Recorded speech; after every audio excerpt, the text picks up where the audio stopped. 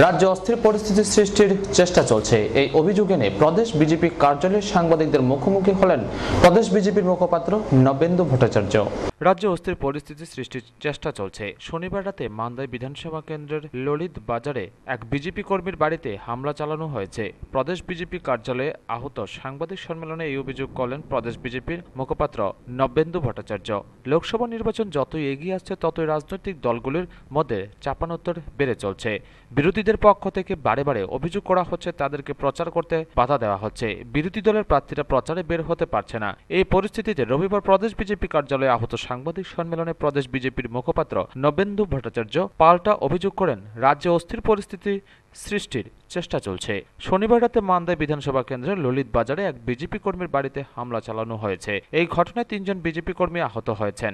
আহতদের মধ্যে একজনের অবস্থা আশঙ্কাজনক। তাকে রবিবার সকালে স্থানীয় হাসপাতাল থেকে জিবি হাসপাতালে স্থানান্তর করা হয়েছে। তার মাথায় আঘাত লেগেছে। কারা এই ধরনের ঘটনা সংঘটিত করে রাজ্যে অস্থির পরিস্থিতি সৃষ্টির চেষ্টা করছে তাদের সম্পর্কে প্রদেশ বিজেপি অবগত রয়েছে বলেও সাংবাদিক সম্মেলনে জানান প্রদেশ বিজেপি মুখপাত্র। তিনি আরও জানান, নির্বাচন কমিশনকেও অবগত করা হয়েছে। কতিপয় সিপিএম এর দুষ্কৃতী এই সকল ঘটনা সংঘটিত করছে বলে তাদের অভিযোগ।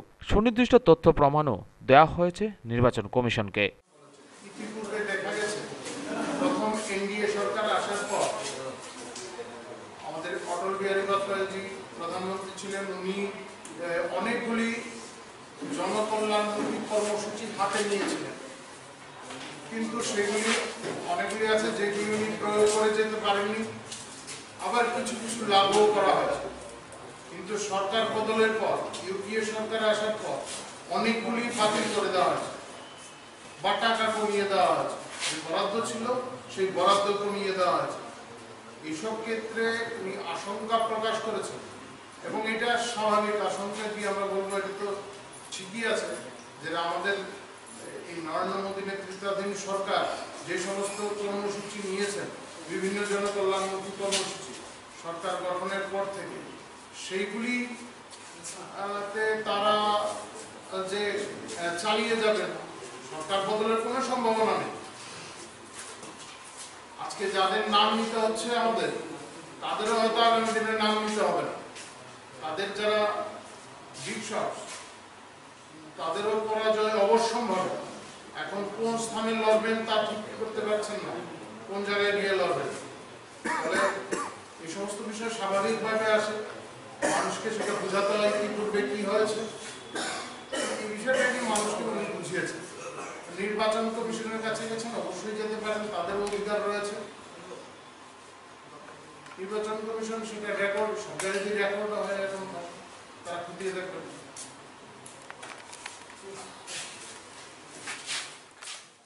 ব্যুরো রিপোর্ট, খবর ত্রিপুরা। আইপিএফটি ছেড়ে 3 নেত্রী রবিবার যোগ দিলেন কংগ্রেসে। তাদের স্বাগত জানান প্রদেশ কংগ্রেস সভাপতি প্রদ্যুৎ কিশোর দেববর্মন। আইপিএফটি ছেড়ে 3 নেত্রী রবিবার যোগ দিলেন কংগ্রেসে। প্রদেশ কংগ্রেস সভাপতি প্রদ্যুৎ কিশোর দেববর্মন রাজবাড়িতে তাদের স্বাগত জানান।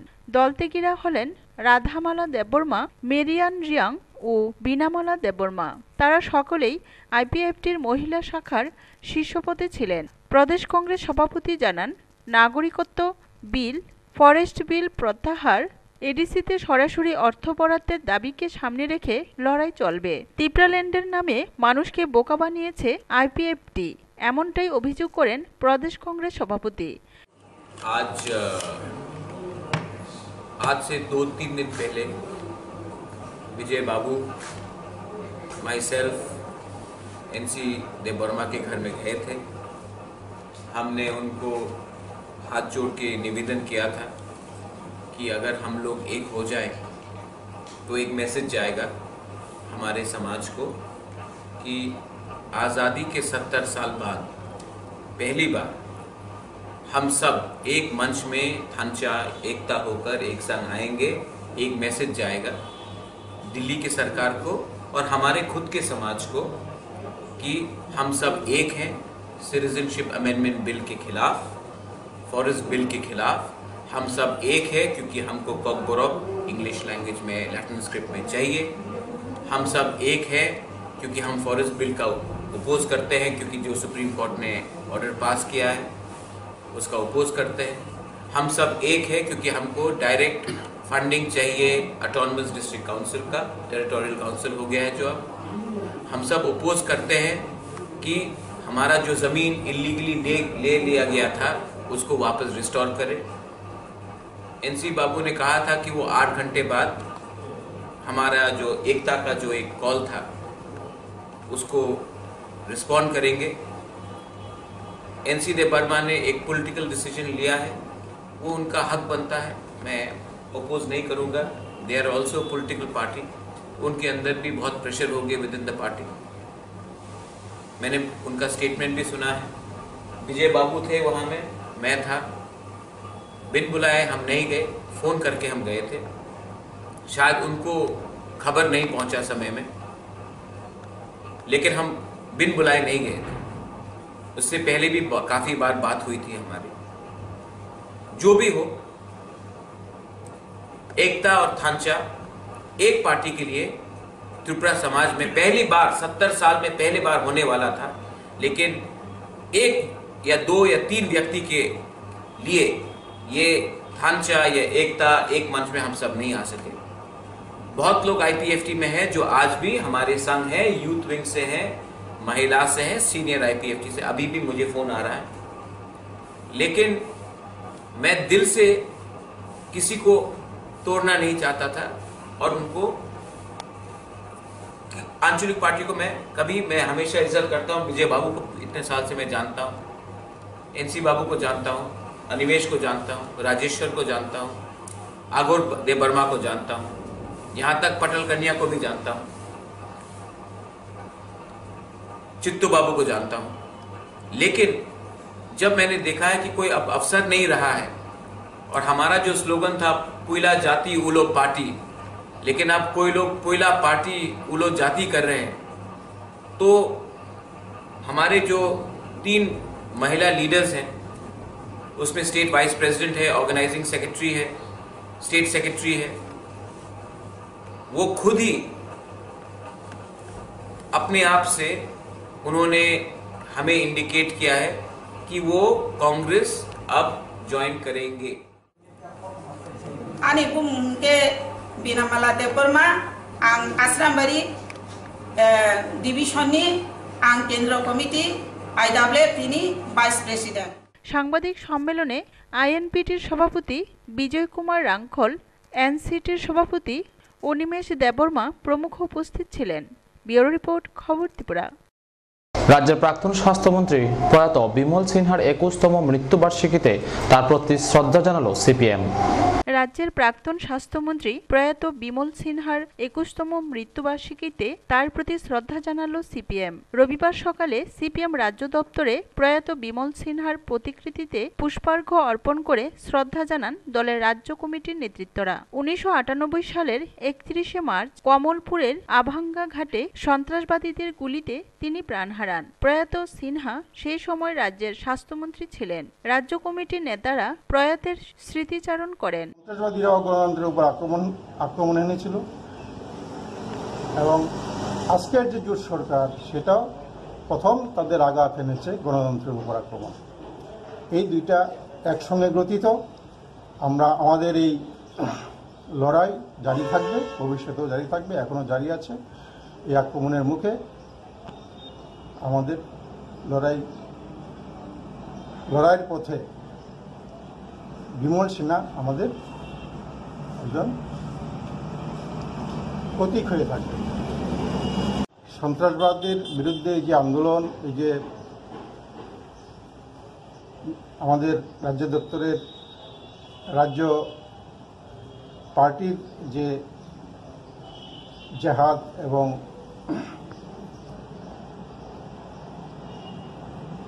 এটা এখনো জারি আছে। এখনো যদিও এক রাজ্য তৎকালীন বামফ্রন্ট সরকারের উদ্যোগেই সন্ত্রাসবাদ অনেকটা নির্মূল হয়েছিল, কিন্তু একেবারেই সম্পূর্ণ নির্মূল হয়েছে এই দাবি আমরা করি না, কিন্তু অনেকটাই নিয়ন্ত্রণে এসেছিল। ব্যুরো রিপোর্ট, খবর ত্রিপুরা। বিরতির পর স্বাগত, এখন খবর বিস্তারিত। পশ্চিম ত্রিপুরা লোকসভা আসনের বিজেপি মনোনীত প্রার্থী প্রতিমা ভৌমিক ঝড়ো প্রচার চালাচ্ছেন রাজধানীর পাশাপাশি বিভিন্ন মহকুমাগুলিতেও। নির্বাচন যতই এগিয়ে আসছে ততই তেজি হচ্ছে প্রচার। বিজেপির পশ্চিম ত্রিপুরা লোকসভা আসনের প্রার্থী প্রতিমা ভৌমিক রাজধানীর পাশাপাশি রাজ্যের অন্যান্য মহকুমায় তার নির্বাচনী এলাকা ঘুরে ভোটারদের সাথে কথা বলেছেন। অভিনব কায়দায় প্রচার সারছেন তিনি। বিজেপির পশ্চিম ত্রিপুরা লোকসভা আসনের প্রার্থী প্রতিমা ভৌমিকের সমর্থনে রবিবার রামনগর বিধানসভা কেন্দ্রে হয় বাইক র্যালি। প্রার্থীর পাশাপাশি ছিলেন বিজেপির মহিলা মোর্চার সর্বভারতীয় সভানেত্রী বিজয় রাহতকার, বিধায়ক সুরজিৎ দত্ত। রাজ্যের দুটি আসনে জয়ের জন্য আশাবাদী মহিলা মোর্চার সর্বভারতীয় সভানেত্রী বিজয় রাহতকার। তিনি বলেন, কেন্দ্রের জনমুখী প্রকল্পের নিরিখে মানুষ দ্বিতীয়বার নরেন্দ্র মোদীকে প্রধানমন্ত্রী আসনে বসাচ্ছেন। त्रिपुरा में भारतीय जनता पार्टी की जीत ये 100% श्योर है। माननीय प्रधानमंत्री नरेंद्र भाई मोदी जी, उनकी अगर हम सभी योजनाओं को देखते हैं तो ये ऐसी सरकार है जो पहली सरकार है कि जिनकी सभी नीतियाँ महिलाओं को केंद्र स्थान में रखते हुए की गई है। पूरे देश भर में महिलाओं को भारतीय जनता पार्टी ने बहुत अच्छे तरीके से टिकट्स दिए हैं और त्रिपुरा में भी हमने महिला को टिकट दिया है।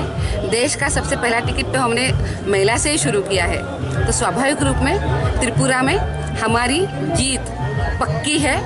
जो भी माननीय मोदी जी ने विकास काम किए हैं उसी को लेकर यहाँ की जनता, विशेष रूप से महिलाएं बहुत खुश है और 100% हम ये दोनों सीटें हम निकाल कर हम उसको जिताकर हम मोदी जी को प्रधानमंत्री बनाएंगे। मैम, महिला का और भी डेवलप हो, इसके लिए आपकी सरकार क्या सोच है? ये सरकारी महिलाओं को केंद्र स्थान में रखते हुए सभी योजनाओं का निर्माण करती है। हम देखते हैं कि चाहे बेटी बचाओ बेटी पढ़ाओ हो या देश भर में मात्र 4 साल में 9 करोड़ शौचालयों की निर्मित हो या उसी के साथ साथ 7.25 करोड़ महिलाओं को प्रधानमंत्री उज्ज्वला योजना का लाभ है, मुद्रा योजना का लाभ है। ऐसे अनेक योजनाओं के माध्यम से नरेंद्र मोदी जी ने महिलाओं का कल्याण किया है। अनेक नीतियों को हमने अपनाया है। जैसे हम देखते हैं कि ट्रिपल तलाक का कानून आया और 8 करोड़ मुस्लिम बहनों को एक राहत मिल गई है। पॉक्सो कानून में बहुत बड़े बदलाव आए और उत्पीड़न के खिलाफ एक बहुत बड़ा कदम हमने उठाया और फांसी तक के सजा का प्रावधान इस कानून के माध्यम से किया गया जो महिलाओं के साथ अत्याचार करते हैं। ऐसे अनेक कदम हमने उठाए हैं। प्रधानमंत्री आवास योजना के माध्यम से 2 करोड़ से भी अधिक ज़्यादा बहनों को घर मिल चुका है और वैसे ही हर एक गाँव अब बिजली के माध्यम से साधा गया है। ऐसी अनेक योजनाएं हैं। इस योजनाएं अगर हम देखते हैं तो ये सभी योजनाएं महिलाओं को केंद्र स्थान में रखते हुए है। तो इसी तरह से सरकार आगे भी चलेगी और महिलाओं को और बढ़ावा देता रहेंगे। বাইক র্যালি রামনগর বিধানসভা কেন্দ্রের বিভিন্ন পথ পরিক্রমা করে। সব মিলিয়ে এখন প্রার্থীদের নাওয়া খাওয়ার সময় নেই। সারাটা কর্মীদের মধ্যে খুব আমরা বিধানসভা যে উৎসাহ উদ্দীপনা কর্মীদের মধ্যে দেখেছি তার থেকে অনেক বেশি, বিশেষ করে মহিলারা, যুবকরা মানে চৌকিদারকে আবার চৌকিদারি দেওয়ার জন্য প্রস্তুত হয়ে রয়েছে। সমস্যা তো তেমন কিছু নেই। আমাদের 1 বছরের সরকার 365 দিনে 256টা সিদ্ধান্ত নিয়েছে। এই সিদ্ধান্তগুলি যখন মানুষকে বলি তখন বলে আমাদের সরকার এত কাজ করেছে, আমরা বুঝতেই পারছি না। মানে এত সুবিধা দেখুন, মানুষের 2000 টাকা করে পাওয়া, গতকালকে থেকে 1000 টাকা ভাতা পেতে শুরু করেছে মানুষ, মসুর ডাল পেয়েছেন। তো মৌলিক যে চাহিদা সেগুলো পূরণ হচ্ছে। রেশনে সিদ্ধ চাল, 7th CPC সেটা দেওয়া, তারপরে 4টা বিএড কলেজ, বিএড অনুপ্রেরণা যোজনায় 2 লক্ষ টাকা তাদেরকে লোন দেওয়া এবং লোনের ইন্টারেস্ট সরকার দেয়। আমাদের বাচ্চা মেয়েদের ক্লাস 8 থেকে 9 উঠলে তাদেরকে সাইকেল, সবাইকে অনেক কিছু। 10% রিজার্ভেশন গত কিছুদিন আগে SC STদের জন্য TSR-এর যে জব সেটার মধ্যে ক্লাস 8 পাস, সেটা একবারে রেকর্ড, যেটা ভারতবর্ষে কোনো জায়গায় ছিল না। এ প্রথম আমাদের রাজ্যে আমাদের মুখ্যমন্ত্রী দিল্লিকে বুঝিয়েছেন যে ক্লাস 8 পাস SC STরা আমার এদিকে TSR-এ চাকরি করবে, তাদেরকে সুযোগ দেওয়া হোক। হাতে মাত্র কয়টা দিন। আগামী 9 এপ্রিল শেষ হচ্ছে পশ্চিম ত্রিপুরা আসনের সরব প্রচার। আগামী 9 দিনের প্রচারে ভোটারদের কাছে যাওয়া এখন লক্ষ্য রাজনৈতিক দলের। ব্যুরো রিপোর্ট, খবর ত্রিপুরা। ত্রিপুরা প্লেয়ার্স ওয়েলফেয়ার অ্যাসোসিয়েশনের উদ্যোগে রবিবার আগরতলায় হয় রাজ্য ও ঐক্যের জন্য দৌড়। ওএনজিসির সহায়তায় 11তম এই দৌড় শুরু হয় আগরতলার নজরুল কলাক্ষেত্র প্রাঙ্গণ থেকে।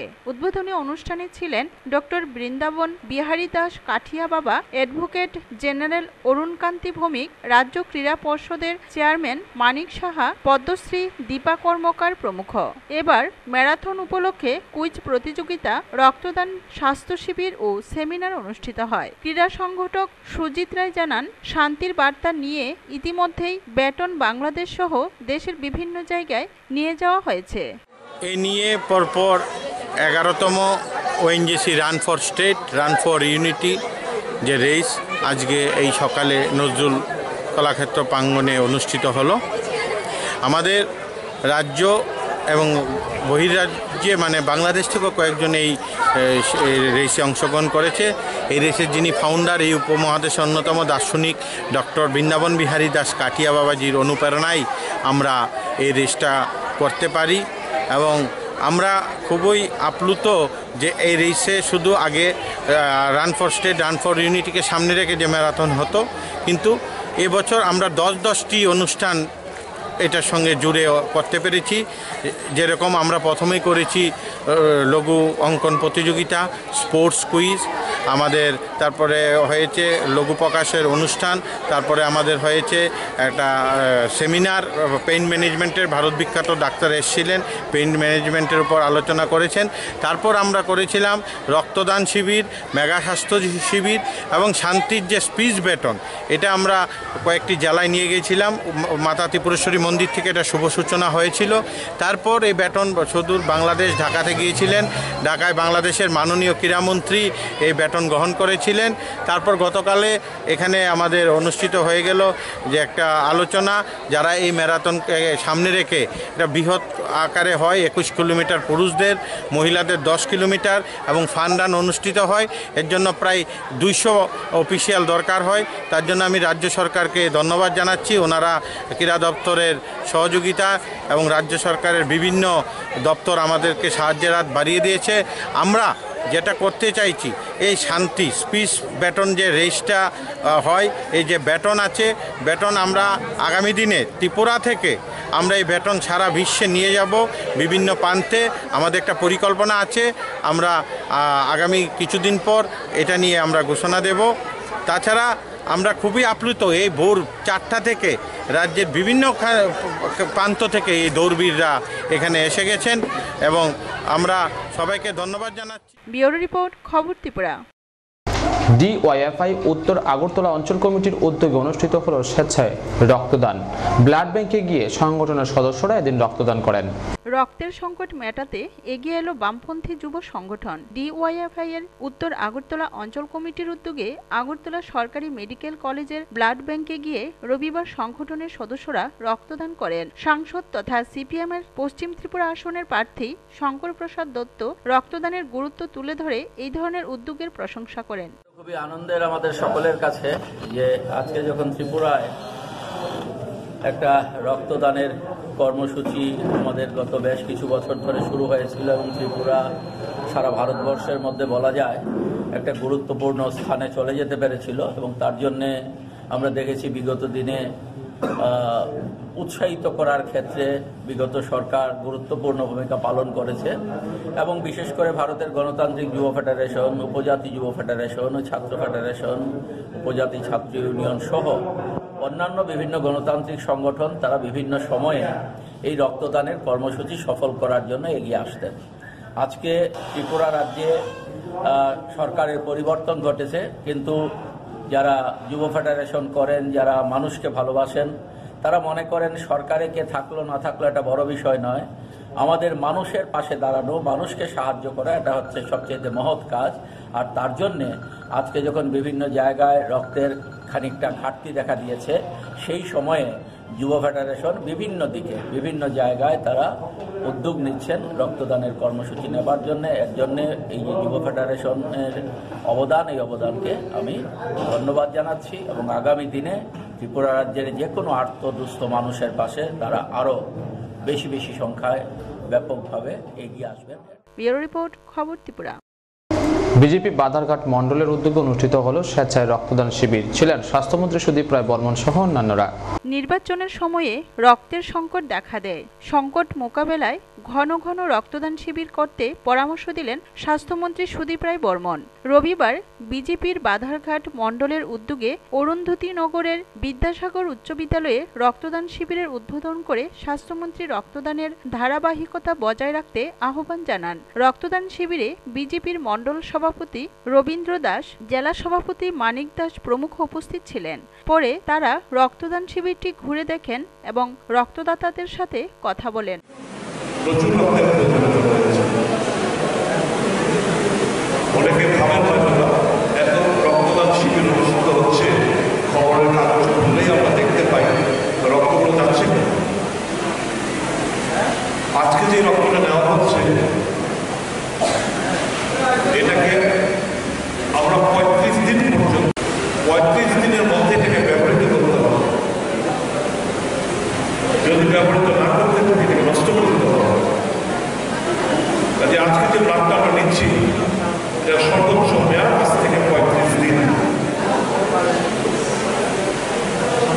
বিশাল চাহিদা রয়েছে। Cancer patient, thalassaemia patient, haemophilia patient, যারা রক্তক্ষরণ হয় তাদের, অন্যান্য মেডিকেল জনিত কারণে যাদের চেক করে নিয়ে এসে 4-5 তাদেরকে দিতে হবে। ক্যান্সার পেশেন্টদের বিশাল চাহিদা রয়েছে। গর্ভবতী মায়েরা বোনেরা যাদের রক্ত স্বল্পতা ভোগেন তাদের ডেলিভারি সময় দিতে হবে। মানে যেহেতু এটার কোনো বিকল্প নেই, এটা আমার থেকে আপনার, আপনার থেকে আমার, এই পরিকল্পনার উপর ভিত্তি করে আমাদের এগিয়ে যেতে হবে। আমার হলো কোনো সম্ভব বেশি মাত্রায় ঘন আপনারা। ব্যুরো রিপোর্ট, খবর ত্রিপুরা।